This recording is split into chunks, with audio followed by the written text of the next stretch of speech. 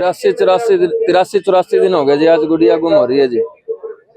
आज 8वां दिन है जी। हम यहीं सो रहे हैं, यहीं हमारे बच्चे हैं जी। कोई पता नहीं लगा पा रहे। आजाद नगर थाना में रिपोर्ट है जी। सुनीता ASI हमारी आई है जी।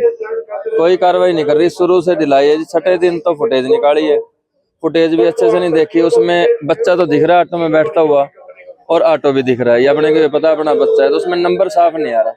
आइए जी साथी, मैं बोला जी आप दूसरी फुटेज देख ले। वहाँ बोले तेरे हिसाब से काम को नहीं, मेरे हिसाब से काम होगा, वरना और भी घने काम है।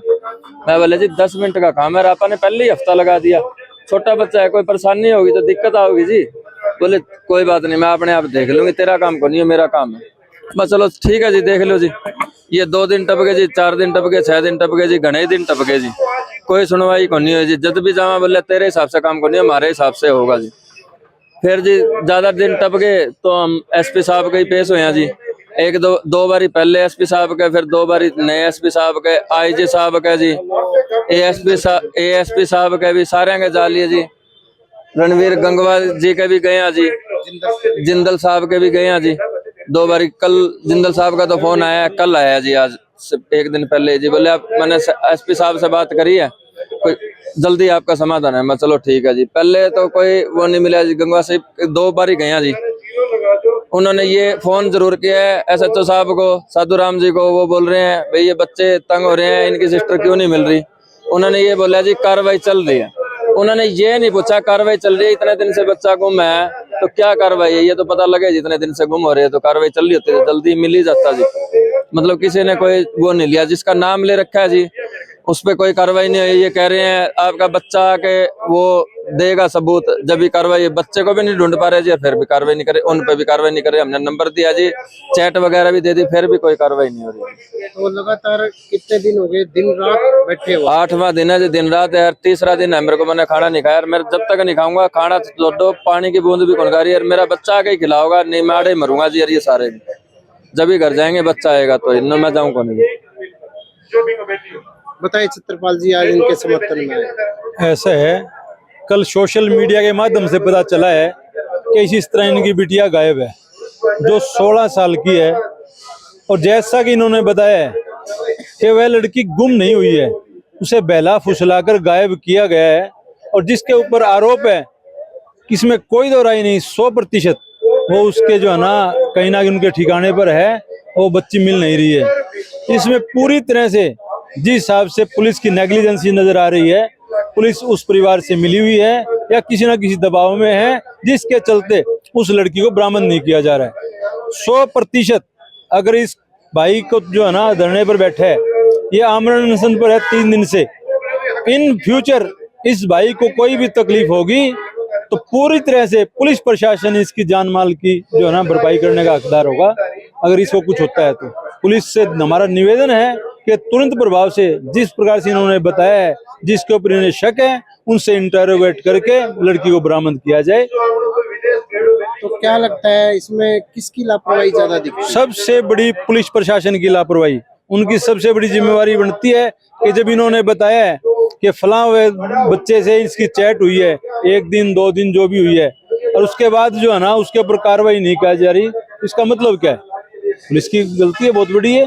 पुलिस चाहती समय रहते, आज 59 दिन हो गए बच्चे गाए हुए, आज तक कोई कार्रवाई आगे नहीं चली है। कहानी क्या है? ऐसा नहीं है कि वो पता नहीं है, सब कुछ पता है उस परिवार को, लेकिन पुलिस की मिलीभगत है जिसके चलते लड़की बरामद नहीं की जा रही है। किसी ना किसी तरीके से इस विषय को टरकाया जा रहा है ताकि समय और टपता जाए और वो लड़की 18 साल की हो जाए, ताकि बाद में वो शादी कर ले। ठीक है। आपका नाम और छत्रपाल सोनी, राष्ट्रीय उपाध्यक्ष अखिल भारतीय स्वर्णकार संघ।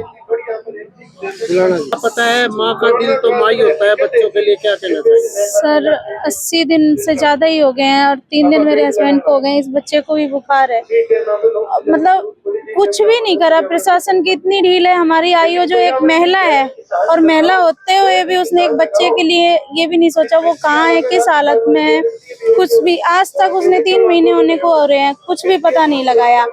6 दिन के बाद वो पुलिस चेक करती है, उसके बाद 20 दिन के बाद बच्चा दिखता है तो जिसने देखा था उसको धमका देती है। जिस लेडीज ने देखा था उसको धमका देती है कि भाई वो वो थोड़ी सी वो होगी, अब कहती है मैं नहीं दे सकती हूँ गवाही। भाई हर कोई पुलिस से डर जाता है, और वो हर काम ऐसे करती है सुनीता एएसआई आजाद नगर थाने से कि मतलब जिससे हमने जैसे फोटो दी तो उसने हमारी बच्ची की नहीं लगाई, पता नहीं किस बच्चे की लगा रखी है।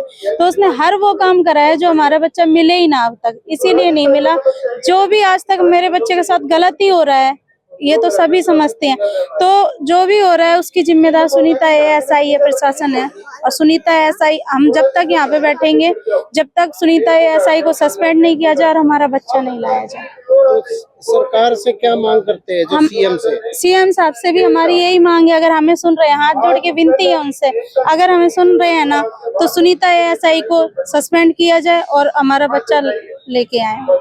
और नहीं तो आप क्या लगातार करना? लगातार यही, जब तक जान है, जब तक यही मर जाएंगे, लेकिन जाएंगे तो 5 होके नहीं, हम 4 भी नहीं जाएंगे।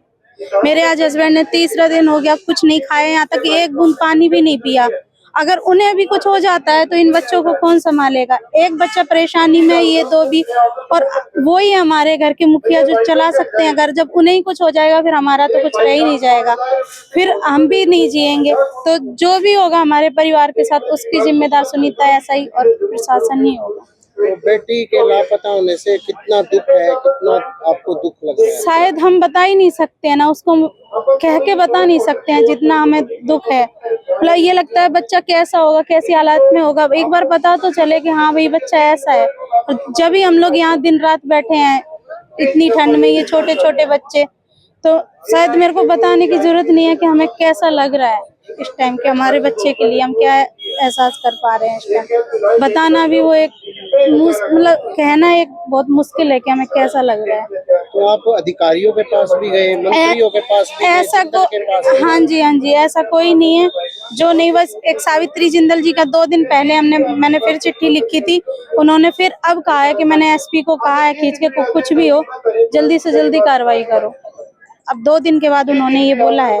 और ऐसे में हम नहीं है, और भी कई हैं जो सुनीता एएसआई, उनको कल हमारे साथ एक लेडीज और थी, अभी थी, वो यहाँ चली गई हैं, उनकी लड़की को उठाने की कोशिश कर रहे हैं, तो उनके पास वीडियो है, सब कुछ है।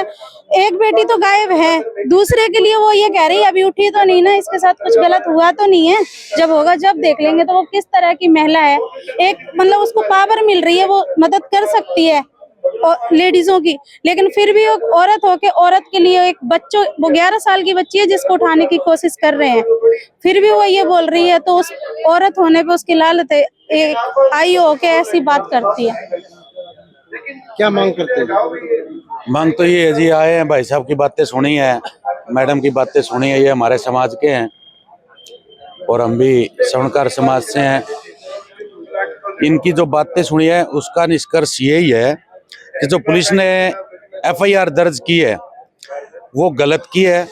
वो गलत कैसे की है कि वो बच्ची गायब नहीं हुई, गुमशुदा की इनको नॉलेज नहीं थी, तो उस लड़के का नाम इन्होंने निकाल दिया, उनके घर वालों का नाम निकाल दिया, उनसे पूछताछ नहीं की गई। अगर पूछताछ ढंग से करते तो वो बच्ची कब की मिल जाती। गुमशुदा की रिपोर्ट लिख दी और आरटीआई में राजीव सरदाना जी जो भाई साहब बता रहे हैं, उन्होंने आरटीआई के माध्यम से पता किया तो एफआईआर दर्ज नहीं है। वहाँ कहाँ गायब हुई, क्या हुआ, वो पुलिस प्रशासन जानता है।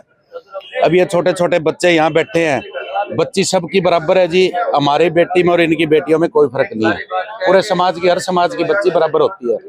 सबसे बड़ी बात क्या है, वो 16.5 साल की अब हुई है, 84 दिन हो गए हैं, कह रहे 83-84 दिन, उसके बाद में 16.5 साल की हुई है। अब मान लेते अगर वो 18 साल की होती तो वो बालिग हो जाती, अपनी मर्जी से कहीं भी वो शादी कर सकती है। लेकिन मेरे को जहाँ तक समझ में आ रहा है, या तो ऊपर से कोई दबाव है पुलिस के ऊपर, जो पुलिस कार्रवाई नहीं कर रही, ठीक है जी, और इनको बेचारों को यहाँ बैठने की जरूरत क्या थी। तो ये बता रहे कैमरी रोड है, गंगवा से कैमरी रोड कोई रोड गया है, वहाँ पे घर है, वो लड़की वहाँ काम करती थी, इनके पास पुलिस, वो भाई साहब क्या था वो, आपने कॉल डिटेल निकलवाई थी, उस लड़के की माँ से के फोन से लड़का बात करता था इनकी लड़की के साथ। लड़की अभी बालिग नहीं है, लड़की छोटी है, अगले को इनकी लड़की ले आके दो। पुलिस का कौन सा रवैया है? ये तेरे ऊपर पर्चा दर्ज कर देंगे, ये कर देंगे, वो कर देंगे। कैसे कर दो कि माँ बाप के ऊपर पर्चा दर्ज? तुम बच्चा गलत चल रहा है तो उसको, बच्चे को तो माँ बाप धमका भी सकता है। कोई बच्चा गलती करता है तो हम भी आज बच्चों को धमका देते हैं, क्योंकि हम उनको पाल नहीं रहे, पोस नहीं रहे, उनको खाना नहीं खिला रहे। हमारी क्या जिम्मेवारी है? पुलिस कहाँ क्या बातें करती है? पुलिस एक महिला होकर के ये बातें नहीं करनी चाहिए। वो भी एक महिला, एक माँ बाप के ऊपर क्या गुजर रही है। आपका दबाव है, आप उस बच्ची को ले आके इनको सुपुर्द करो। भाई वो 18 साल की नहीं है, चाहे ऊपर से किसी का भी दबाव हो।